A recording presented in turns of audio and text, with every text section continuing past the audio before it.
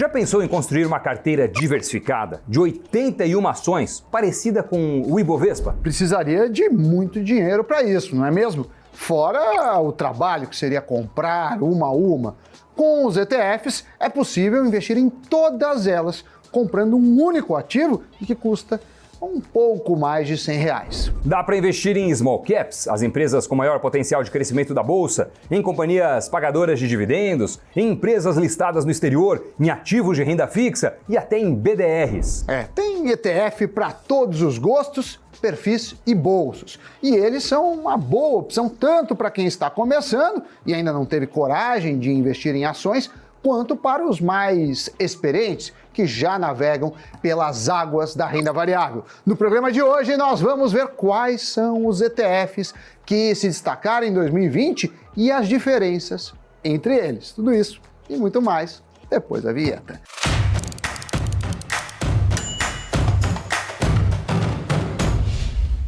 Amiguinhos e amiguinhas, chove muito em São Paulo nessa época e chove também em outros lugares do país. Também. Você sabe o que acontece quando chove na Inglaterra, muda o nome do país. Inglaterra vira o quê? Inglachuva? Inglalama.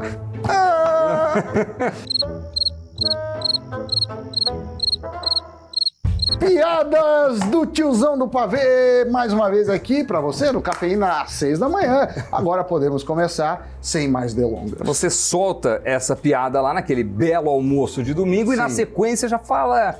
Mas e ETFs? Vocês andam investindo? Exatamente, você já emenda. Já emenda. O que acontece? ETFs, cuja sigla significa Exchange Traded Funds, são fundos que replicam um determinado índice. Esse índice pode ser o Ibovespa, o índice de small caps ou de dividendos, até mesmo um índice estrangeiro. Ou seja, é um fundo que busca acompanhar a rentabilidade de um índice específico. E olha, Dani, já fizemos 2 programas sobre isso, em que essa é a hora dele, da estrela, o talento de Menino Zanuto, brilhar para pôr lindos cards aqui.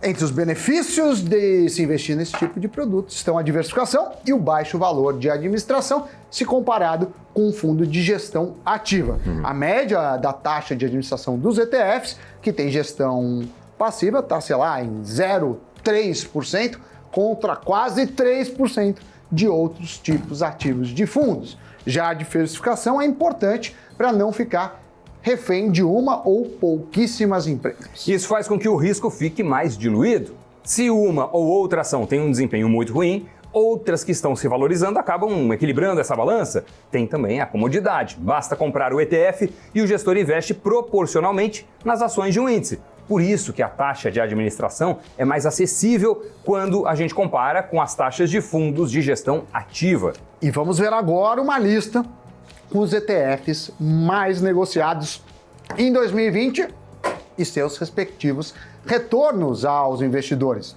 O ranking considera apenas os ETFs com um volume de movimentação acima de 2 bilhões de reais e com lastro em diferentes índices. Os ETFs mais negociados, Sammy Boy, foram esses: o BOVA11, BOVV11, IVVB11, SMALL11, BOVB11, PIBB11, SPXV11, DIVO11 e FIND11. A gente vai falar a respeito de alguns deles, começando pelo FIND11, que replica o IFNC, o Índice do Setor Financeiro Brasileiro. É composto por 15 ações, negociado na casa dos R$ 118.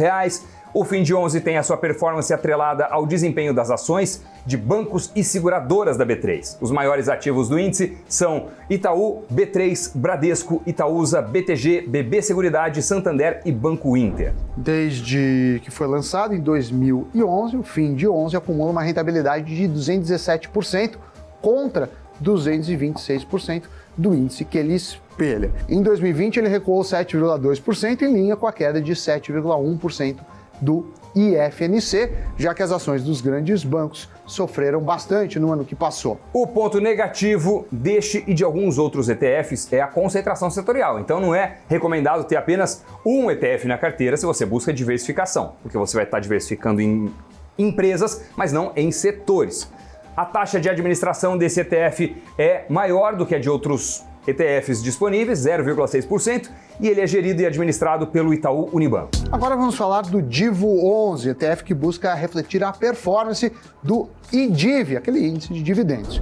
Ele foi criado em 2012 e é composto principalmente por ações dos setores de energia elétrica, bancos e seguradoras. Sua rentabilidade foi de menos 0,9% no ano passado. O gestor e administrador, nesse caso, também é o Banco Itaú. Tem também os ETFs que replicam os índices das bolsas americanas, o SPXY11 e o IVVB11. O SPXY11 busca replicar o desempenho do S&P 500 antes das taxas e despesas, incluindo a variação cambial. Ou seja, além da variação do índice, tem também a variação do dólar.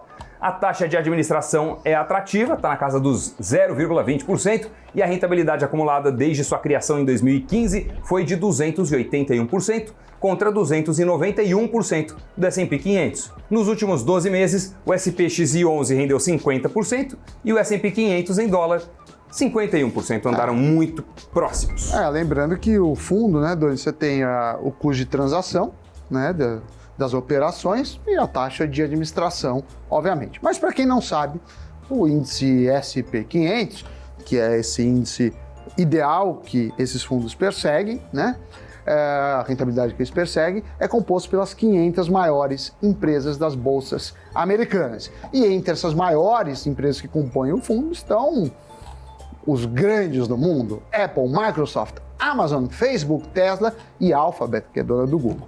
E os setores com maior representatividade são tecnologia, saúde, consumo cíclico e financeiro. Apesar de você poder comprar o ETF em reais pelo seu home broker, por exemplo, da Easy Invest, não se esqueça que a sua aplicação está exposta à oscilação cambial, já que esse índice é em dólares. O IVVB11 também replica o S&P 500, só que a gestora é a BlackRock, a principal gestora de ativos do mundo.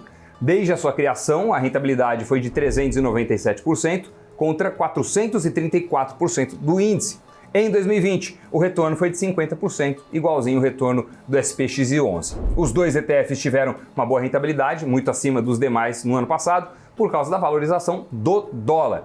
A sua taxa de administração é um pouquinho maior que a do ETF do Itaú, 0,23% ao ano. Agora vamos conhecer o PIBB11. Ele é um ETF que busca refletir o índice Brasil 50, ou IBRX 50, que é composto pelas 50 maiores empresas listadas na B3, criado em 2004. Sua gestão e administração é feita pelo Itaú Unibanco. A cota está em R$ 210 atualmente e o seu retorno foi de 3,7% em 2020. Já o retorno acumulado desde a criação em 2004 foi de 577%, um pouco acima dos 555% do IBRX 50.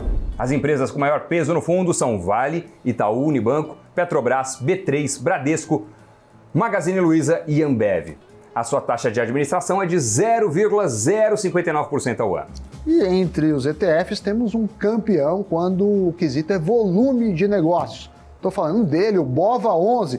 Sua movimentação financeira foi de quase R$1 trilhão em 2020. Ele é um dos 5 ETFs que replicam o Ibovespa e, sem dúvida, o principal deles. O retorno do BOVA11 foi 2,7% no ano passado contra 2,9% retorno do Ibovespa. Ele foi lançado há mais de 12 anos e seu retorno acumulado é de 212% contra 222% do Ibovespa. A gestora é a BlackRock e ele é administrado pelo BNP Paribas. Assim como acontece com o Ibovespa, ele tem pouco mais de 80 ativos e as companhias de maior peso são Vale, Petrobras, B3, VEG, Magazine Luiza e Ambev. Além do BOVA11, os outros 4 ETFs que replicam o Ibovespa são BBOV11, XBOV11, BOVB11 e BOVV11. O que muda são as gestoras, os administradores e, claro, as taxas de administração. Teve um fundo aí que você falou que ele deu mais que o índice. O que acontece? Nem sempre, se o fundo tem 40 papéis, o gestor compra os 40. Às vezes ele faz uma combinação que ele acredita que se aproxima. E às vezes essa combinação pode dar mais ou menos, então essa é a explicação. Mas vamos lá. Segundo os dados da Morningstar, nós temos no Brasil atualmente 29 ETFs, o que nos coloca na 22ª posição internacionalmente. Como sempre, os Estados Unidos vêm em primeiro lugar, com quase 2.500 ETFs no mercado. A Irlanda vem na sequência, com 1.479 ETFs, e Luxemburgo, Canadá e Coreia do Sul completam o top 5. É importante a gente lembrar que, no caso do ETF de ações, existe a cobrança de 15% de imposto sobre o lucro da venda. Para os ETFs de renda fixa, a tributação varia muito e depende da negociação realizada na época em que você o adquiriu. Outra pergunta muito comum sobre ETFs é se há ou não pagamento de dividendos.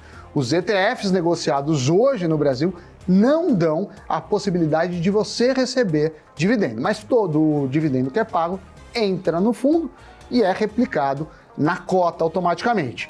O investidor não vai receber esse valor em sua conta, na corretora diretamente, como acontece com dividendos de ações, mas o dividendo vai cair, refletir na cota. Claro que tem uma questão de imposto, Lembrando que o dividendo atualmente, pela regra brasileira, quando é pago diretamente para o acionista, ele é isento de imposto.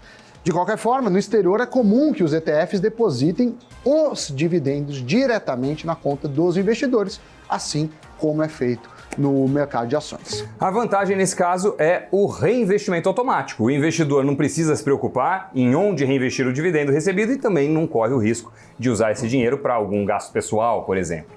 O ponto negativo é não ter a opção de escolher o que fazer com esse dinheiro. Tem investidores que usam os dividendos para rebalancear sua carteira, por exemplo, aproveitando para comprar os ativos que estão em baixa. Essa é uma estratégia, existem outras possíveis, mas nós estamos trazendo aqui este panorama e esses ativos tão interessantes que são os ETFs e acredito que eles podem ser úteis na sua estratégia de investimento. Eu gosto muito de ETFs, eu tenho ETFs na carteira. Eu também.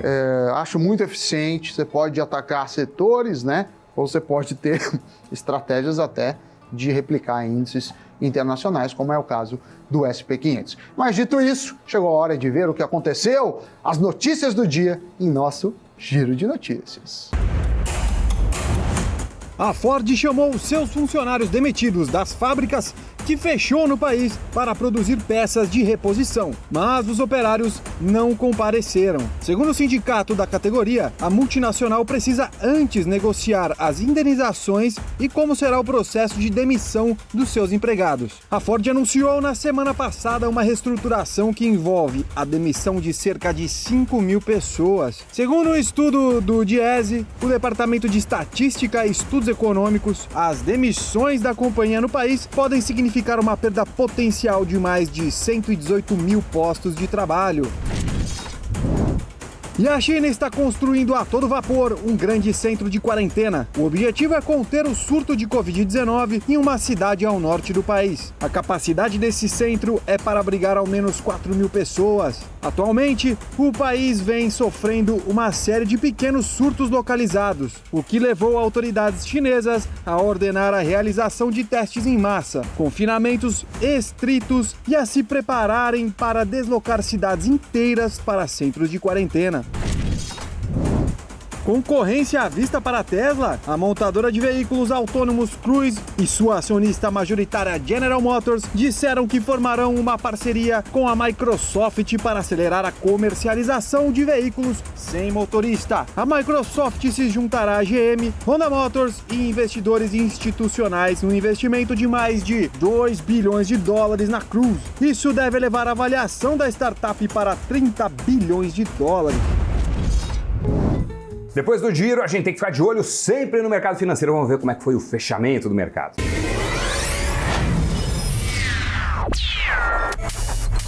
E o Ibovespa recuou 0,5% em dia marcado pela desvalorização das ações de grandes bancos e das siderúrgicas. O índice encerrou o pregão aos 120.636 pontos. As maiores quedas foram de CSN, Usiminas e Hapvida. Já as maiores altas foram lideradas por BTG, Suzano e TOTUS. O dólar fechou em alta de 0,77% em relação ao real, com investidores de olho nas declarações da futura secretária do Tesouro dos Estados Unidos. A moeda encerrou a terça cotada a R$ 5,34. Tudo bem, notícias giradas, mercado fechado. Falta dar aquele recado, compartilhe, se inscreva no canal, comente, dê sua sugestão, sua pergunta, sua crítica, por que não? Mas uma coisa é certa, amanhã tem Cafeína de novo, às 6 da manhã. Esperamos você nesse bate-canal, nesse bate-local. E até amanhã.